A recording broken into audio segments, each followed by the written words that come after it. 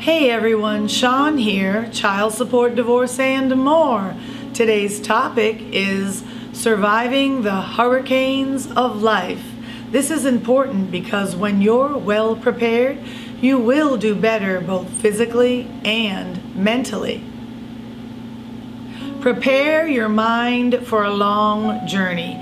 Just as in child support and divorce, any kind of situation that you need to address requires the mindset with preparation. If you know you have to be on a long road of evacuation so you can get to a safe place, understand that you need to have gas, you need to have the tolerance for driving perhaps 20 hours to the next destination, and you need to weather the storm of cranky drivers and whatnot.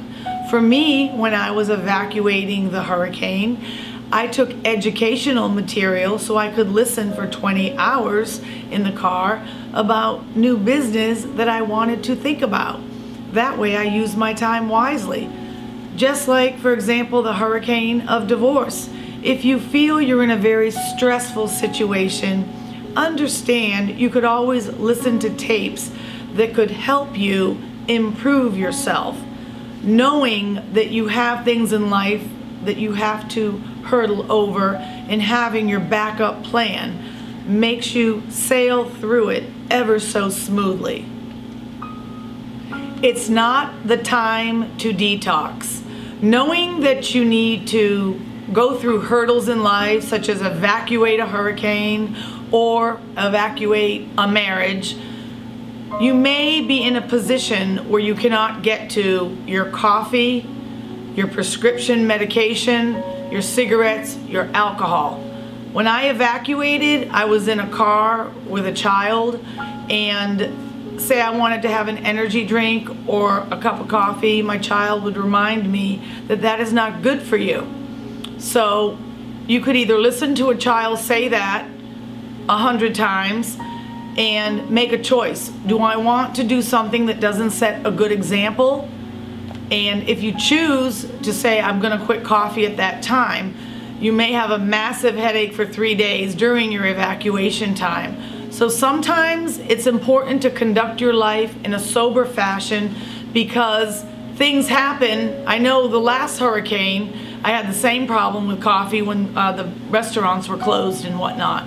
So if you just eliminate your stimulants and your medications that you don't really need, you won't have these problems during a tough time. You can say, whatever happens, I'm not going to detox because I'm already a sober person. That's something you may want to think about so that you're on top of your game all the time and you're not dependent on any chemicals. Brush up on your manners. When you evacuate or when you go through that evacuation of a marriage, sometimes you end up in a different place. And when you do, you see relatives perhaps that you haven't seen in 20 years. Maybe there's a grudge or two, but even still, despite all that, please be considerate and use your best manners because maybe you're staying in their home because there's no savings set aside so that you can have a separate residence. So it's important to do your best and let the time go by amicably. Give of yourself more. Sometimes when people evacuate to avoid a disaster, they think they're going on a great vacation where they can sleep in late, do what they want. However, it's not always like that. Sometimes people will call you at 7 a.m. and say, hey, let's all go to breakfast. So actually, you're exerting more energy when you are on your so-called vacation. Know that when someone wants something more from you, it's okay to give more of yourself. It only lasts for a certain period of time, and if they have a need, it's only gracious to meet the need. And you can also explain later after you've socialized all day, you know, I may need an hour or two just for some solitude. So please, remember to extend yourself when there is a need, meet it. Review your goals.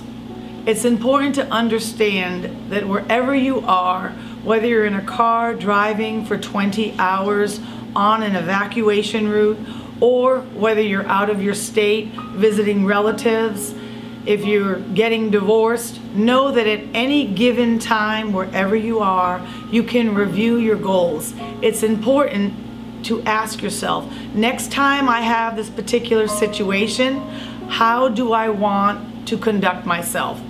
You know, for example, it could cost about $8,000 to $10,000 to relocate for a temporary period of time. So you can say, do I want to plan a new budget? Do I want to conduct myself in business differently? Do I want to engage in some new contacts so it's easier for me? How would I like to plan differently? And you can also review goals just basically for your life, so you can use that time wisely, so you can feel better, so it's not a loss but a win for you.